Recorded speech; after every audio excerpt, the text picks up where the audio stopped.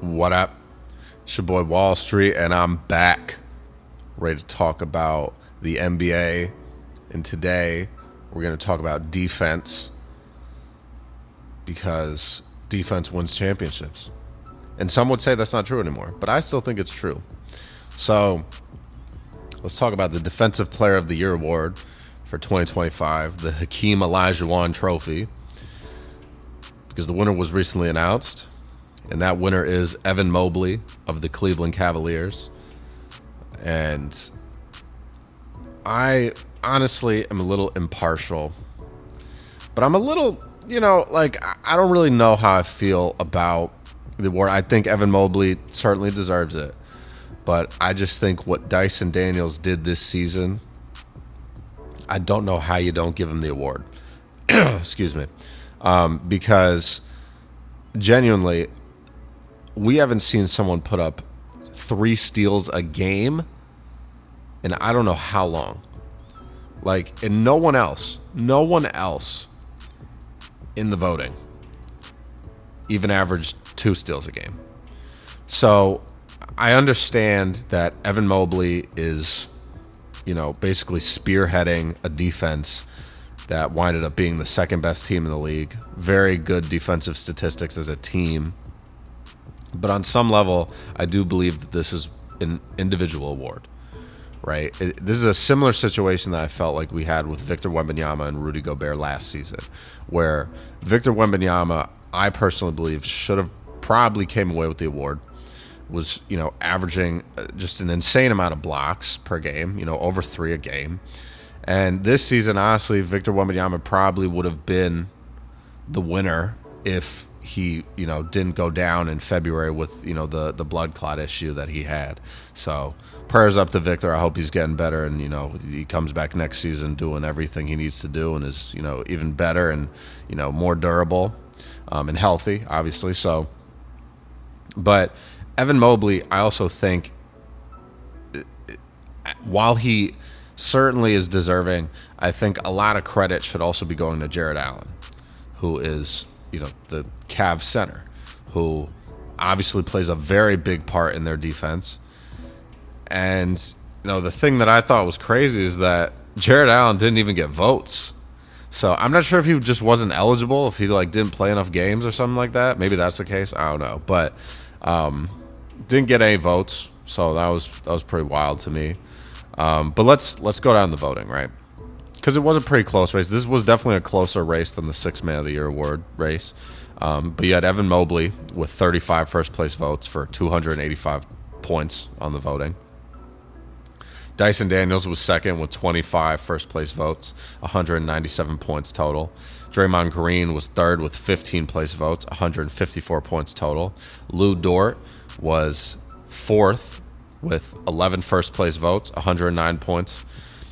Amen Thompson, who I think was a sleeper in this race. I don't know if I really mentioned him in the videos I made previously about who I think should have been Defensive Player of the Year. But Amen Thompson, certainly one of the best defenders already in his young career. He's only 22 years old.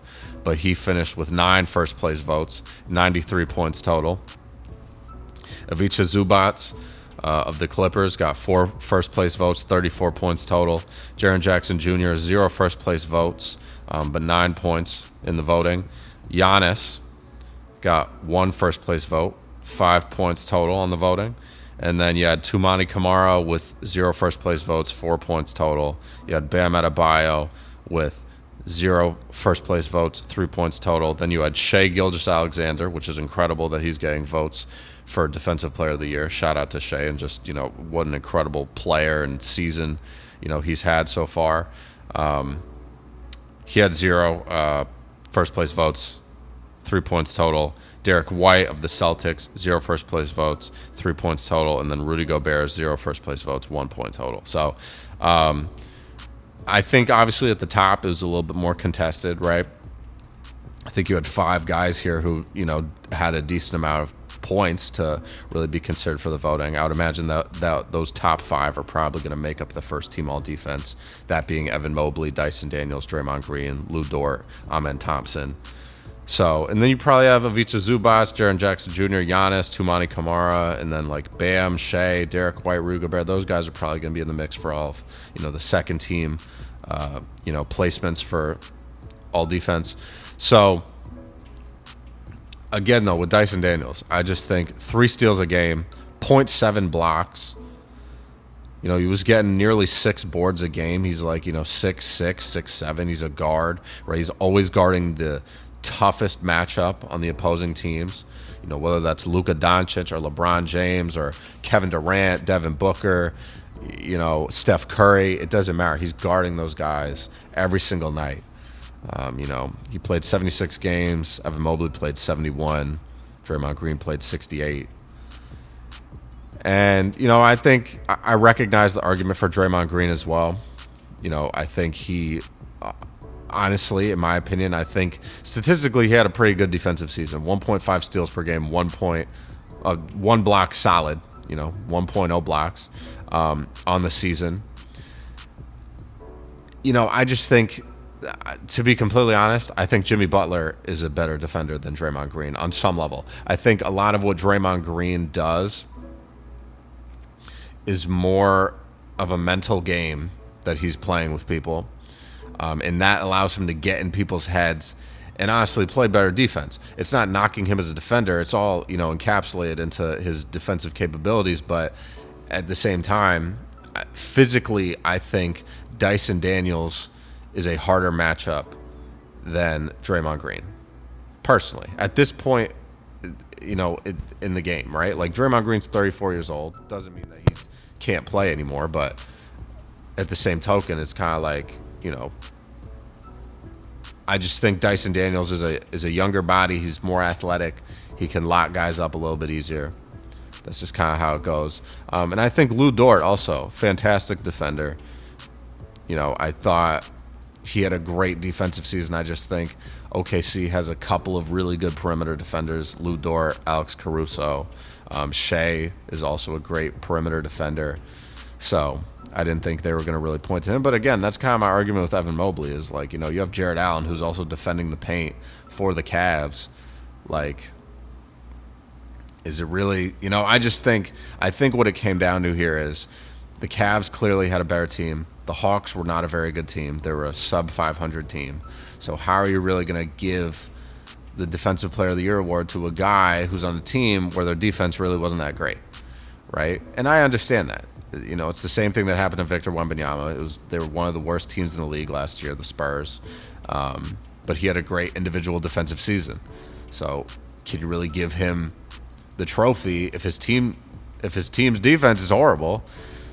Just because he had an individual great season as a defender, it's hard to give someone the trophy. So I understand it. Again, Evan Mobley, very much so deserved. I just think, I think it's going to be hard for Dyson Daniels to replicate 3 steals a game. So I hope he can do it. I hope he averages 4 steals a game next season. Because if he does that, he's definitely winning Defensive Player of the Year. I don't know how you don't give it to a guy that's averaging 4 steals a game. But those are my thoughts on this, guys. Please chime in the comments down below. Let me know what you think about the Defensive Player of the Year voting. Do you think it should have been Dyson Daniels? Do you think it should have been Draymond Green? Do you think it should have been Lou Dort, Amen Thompson, whoever? Let me know your thoughts. Let's talk. Let's link. Let's build. Let's do all that. And that's all I got for today. So I'm going to catch you guys later, man. Stay safe, stay up, stay humble, stay blessed, handle business, stand on business. Peace out.